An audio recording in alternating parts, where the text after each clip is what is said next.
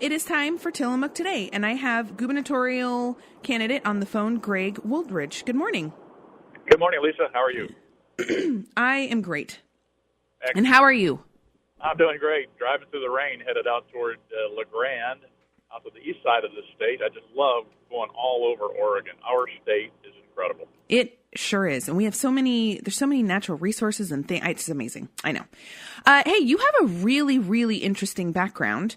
Tell us a little bit about your background and why you wanted to run for governor. Thank you. I will. I had 27 years in the Navy. That was after I graduated from a small college in Illinois, and where I fired the boilers to earn my keep there, which was a lot of fun. Good work exposure.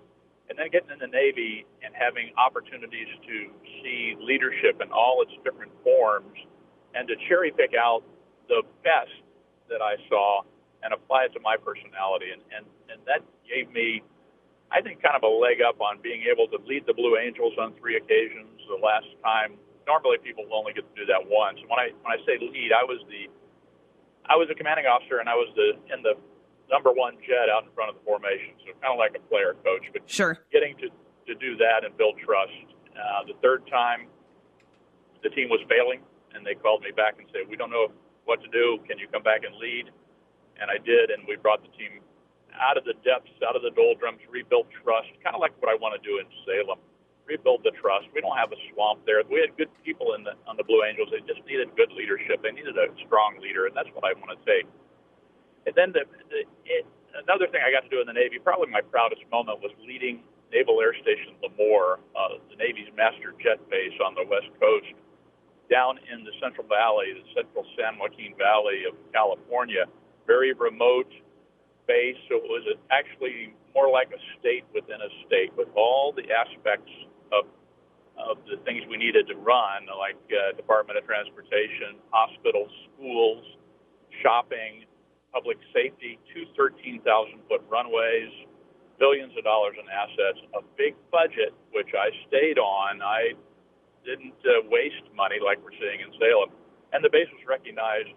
Oh, by the way, it had family housing. We had about 4,000 people living on the base. Sure.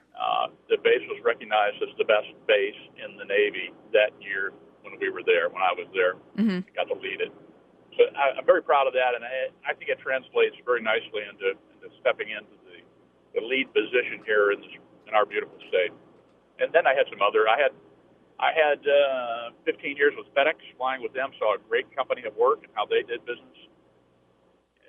Had a couple improvisations that I made with them to make things better, and now I speak all around the country about leadership and about high performance, about how to take companies that are doing well to the peak of their performance pyramid. And I'm just passionate about that. I'm passionate about this opportunity to lead Oregon, and I'm ready to do it. So I hope that answers your question. Yeah, absolutely. And actually answers both. I mean, I don't know if there's anything you want to say about why you chose to run for governor. I mean, you made some very good points in there.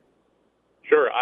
The reason I chose it, I was actually called out, kind of like when I got drafted to lead the Blue Angels the third time. I had some folks come to me. One had been a state senator, the other a state representative, and said, "Greg, we need you, and we think with your resume and with your background that you could do this in a superlative fashion." And I sat on that idea.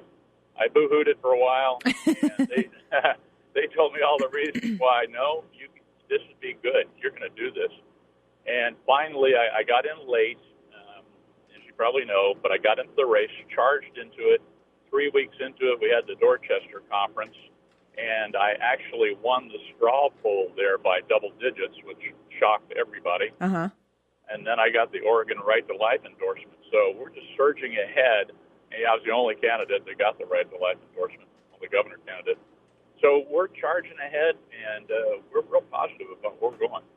Nice. I like your background of having kind of like you said, teaching companies how to be leaders and taking their business to the next level. I think that hopefully it would translate very nicely into the governor position. It would. There's a lot of ways we teach that, and one of them is changing belief. People believe that they can do more than what they're doing right now, and sure, doing it at a higher level. Sure. there's a number of things I want to talk about, but one of the things that is very much, and we're having our own commissioner race here. So we have 6 candidates that are vying for one position on our county commissioner board. And the big topic that's kind of been the big topic for the last year and a half, maybe, is housing. We've really increased our tourism, and we have a lot of people that come and visit. But with that also increases our second homes. And so there's a lot of housing problems where folks can't find affordable housing, or it's too much to build a house because the system development fees are too much. What can you speak to about housing? And kind of, I feel like this is happening in a lot of places in Oregon. It certainly is. I'm seeing it all over the state. But let me say at the outset, what your county commissioners can do is incredible. It's an extremely important race. It's important to pick the right people that are, pro-business and pro-getting things done and not holding people back. And the permitting, oh boy, I'll tell you, from a state level, when I get to be governor, we're going to strip back that red tape. We're going to make permitting faster, easier, and try to get rid of some of the regulations that hold you back. The use of the land, that's going to be something for the commissioners to really attack.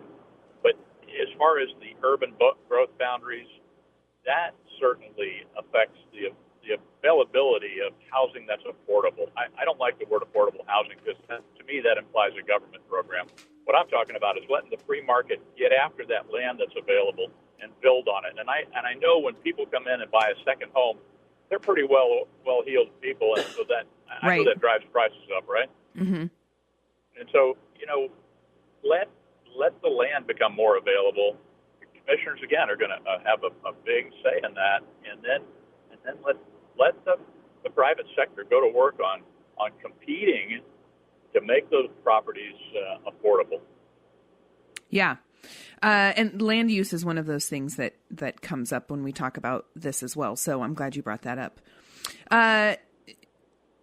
Can we talk about the Second Amendment?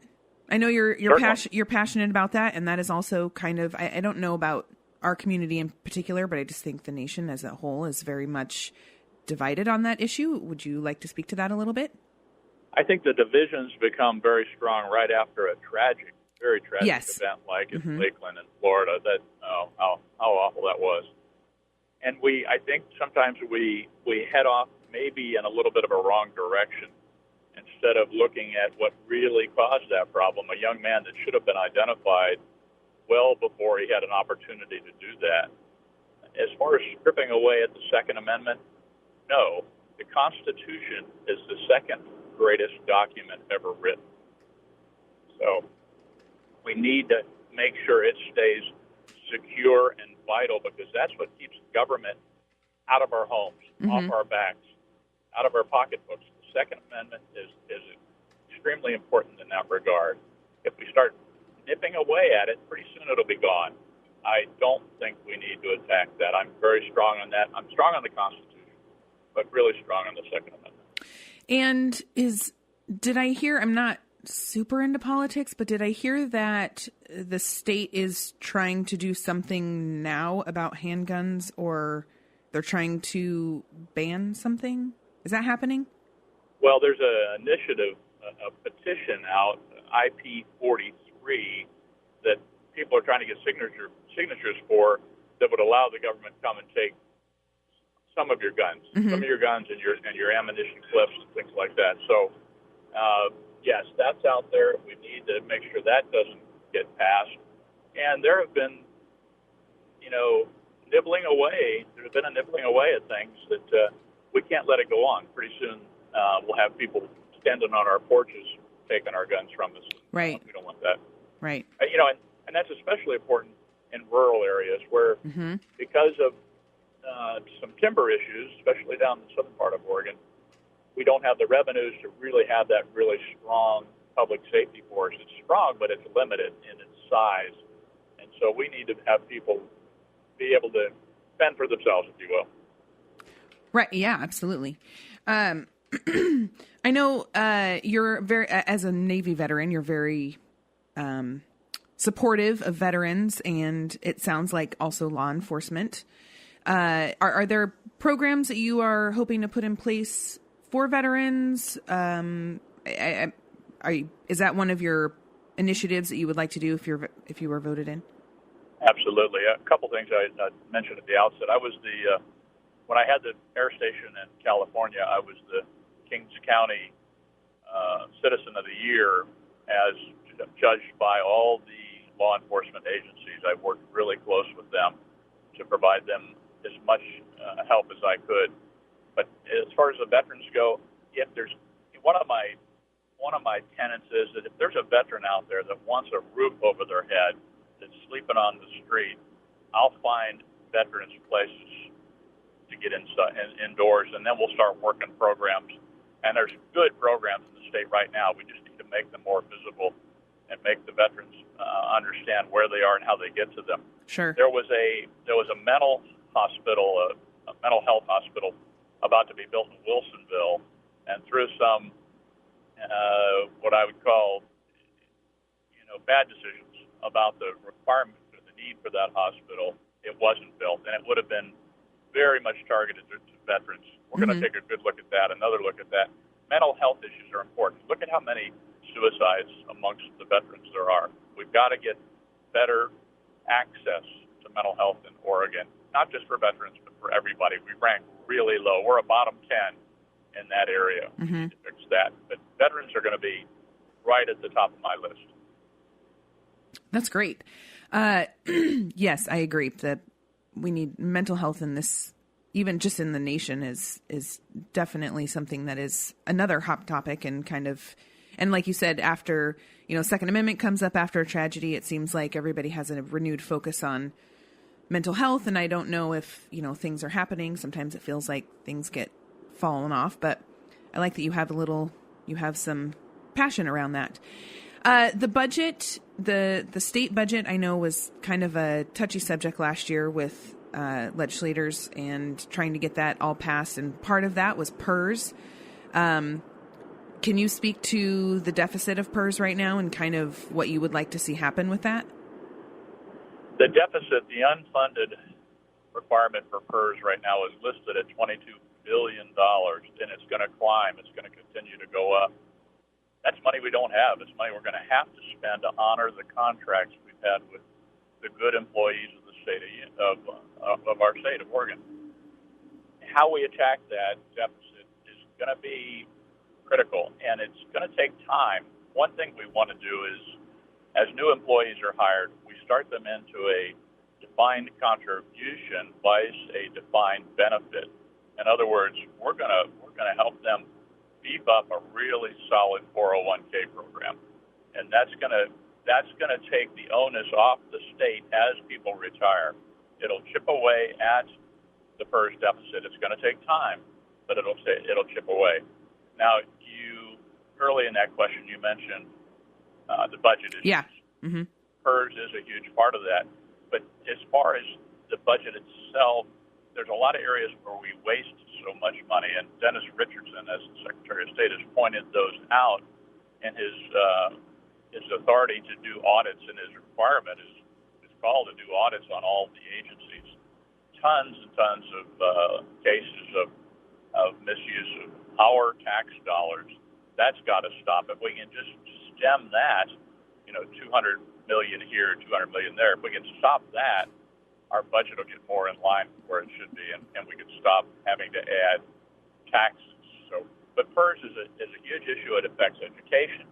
It affects infrastructure, public safety. There's a lot of things that are impacted by that continuing deficit. We have to get a handle on it. Yeah. I like that you said 200 million there, 200 million there, like it's nothing. I get it, because the budget's huge. I think people that are embedded in politics, they don't see the impact of that kind of money. But right. $200 million, that's a lot. By the way, yeah, absolutely. By the way, there's a bill passed by our Democrat-controlled legislature that says we want to take back from small businesses the new IRS rule that allows them to save about $250 million. The state is saying, no, small business in Oregon. You can't have that loophole that the IRS has now offered. Mm-hmm. We want to keep it. That's a travesty. It's on her desk. She can veto it, or she can just let it sit there and it'll pass. Right. We need not to put that burden. We need to give small businesses a break. Mm-hmm. Hey, listen, I have to take a real quick break. We're going to talk about our local community college, Tillamook Bay Community College. TBCC, their foundation is excited to announce the opening of their 2018-2019 scholarships for current and prospective TBCC students. The scholarship process is completely online. Students can enter their information into a general application, and from there it filters them into the individual scholarships for which they qualify, which, by the way, is amazing because when I went to college, I had to search through a gigantic book and find everything that I applied for. There is nearly $68,000 in scholarship support to the award. Students have until May 1st to apply. Scholarships are often the gateway to a student's ability to end college, says Heidi Luquette, Executive Director of the TBCC Foundation. This new process eliminates the need for multiple cumbersome paper applications that has been a barrier for students in the past. There are 5 new scholarships being offered to students funded by donors of the foundation. New scholarships include the J.M. Jim Brown Scholarship, the Benjamin Nunez and Patricia Nunez Endowed Scholarship, the Tillamook County Entrepreneurial Scholarship, made possible by the generosity of Dr. Adrian Roberts, the Buck and Elnora Monroe Endowed Scholarship, and Robert and Alicia Reed Endowed Scholarship, and the Tillamook County Pioneer Museum Endowed Scholarship, generously brought to fruition by TBCC Foundation board member and community supporter Judson Randall.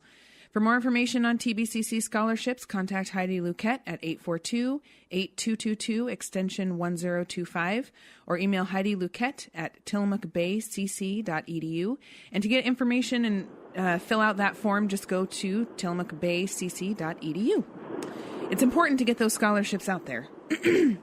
So we're talking with gubernatorial candidate Greg Wooldridge this morning.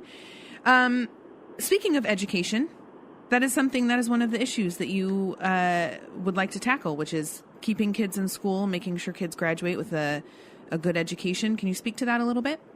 Certainly, and I applaud all those that are providing scholarships at Tillamook Community College. That's fantastic. Just, we're a great state, great people, and just wonderful. What I want to do with education is raise our graduation rates, which we're 47th in the nation. Oregon, 47th. It's just astounding. Wow. So how do we change this culture? I think it's a cultural change. We have to inspire young men and women, I'll call them, to stay in school. And one of the ways I want to do that is to make the trades training the norm instead of the exception. Now, when I say trades, that could be technology, or it can be the legacy trades like carpentry, electrician, plumbing, HVAC, all those things that people get to see the product of their labor right there. Right. If we get started in the 10th grade, 10th graders would say, "Well, I made something this year. That's pretty cool." While they're getting other core courses as well.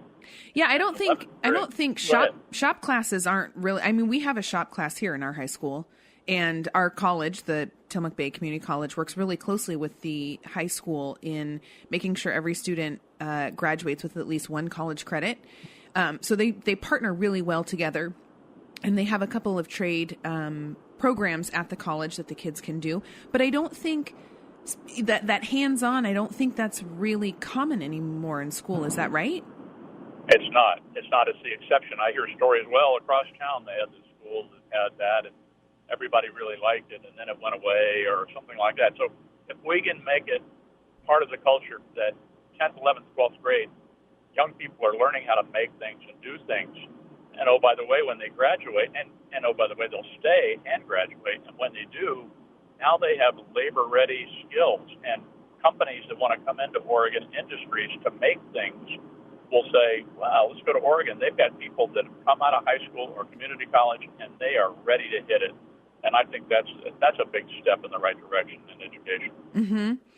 For sure. What can you speak to about jobs and the economy and about keeping good paying jobs and minimum wage and how that's all affected? What would you like to say about that? Well, let me take your last thing first, minimum wage. Minimum wage needs to be a market market-driven. The wages people make needs to be market-driven.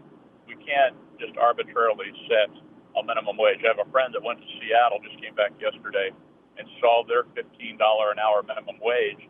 But what he also saw was about half the staffs of these places had been laid off. So waiting times as a consumer were way high, and people are losing jobs instead of doing better.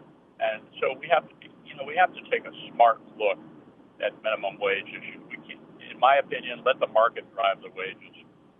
As far as jobs go, when I look at Eastern Oregon, Southern Oregon, Coastal Oregon, I look at the richness of our natural resources, and we now are not being allowed to pursue a lot of those. There's tons of jobs in timber, in the fisheries, all kinds of things we could be doing better, and we have too many restrictions. We need to open those up, and those will create family wage jobs, and that's the key word there. The expression is family wage jobs. Mm-hmm. That's where we need to go in Oregon. Mm-hmm. For sure. We only have a few minutes left. I do want to touch on transportation. I know we have Betsy Johnson on every month, and she comes in and talks about things. And she's talked about transportation for a number of months and years now. What can you speak to on transportation? I know that's something that the state is focusing on. Yes, mm-hmm. Transportation is critical right now.